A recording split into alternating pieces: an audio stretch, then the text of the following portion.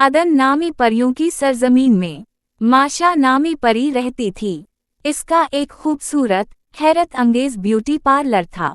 इसकी छोटी सी दुकान छोटे बड़े हर जानदार का खैर मकदम करती थी और इन्हें वाकई हैरत अंगेज बनाकर भेजती। एक सुबह ब्यूटी पार्लर के दरवाजे पर एक बड़ा साया नमूदार हुआ। ये मोरवीन थी, उलझे हुए सियाह परों वाली एक परी और गार की तरह गहरा भरा रंग। इसके कपड़े फटे हुए थे और इसके बाल किसी परिंदे के घूंसले की तरह लग रहे थे।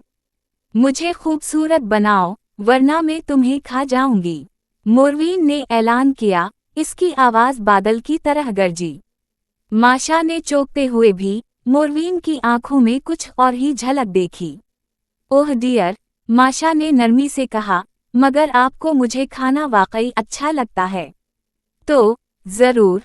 उसने मोरवीन को एक आरामदह कुर्सी पेश की जिसमें नरम मखमली पंखड़ियों का ढेर लगा हुआ था।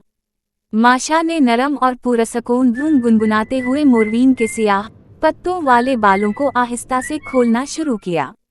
मोरवीन पहले तो बुड़बड़ाई, लेकिन नरम लमस ने जल्द ही उसे सुकून बख्शा। इसके कंधे हल्के गिरने लगे।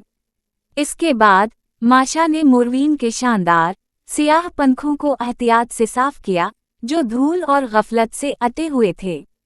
इसने इन्हें पॉलिश किया यहाँ तक कि वो चमक उठें।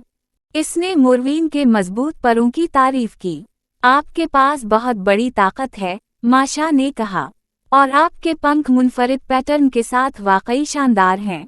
मोरवीन ने आईने में देखा। इसके बाल साफ सुथरे थे, इसके पंख चमक रहे थे, लेकिन इससे भी अहम बात ये थी कि इसके होंठों पर एक छोटी सी गैर मानूस मुस्कुराहट खेल रही थी। इसे एहसास नहीं था कि थोड़ी सी देखभाल इसकी शख्सियत को कितना बदल सकती है। मैं मुख्तलिफ महसूस कर रही हूँ, मोरवीन ने इतराफ़ किया।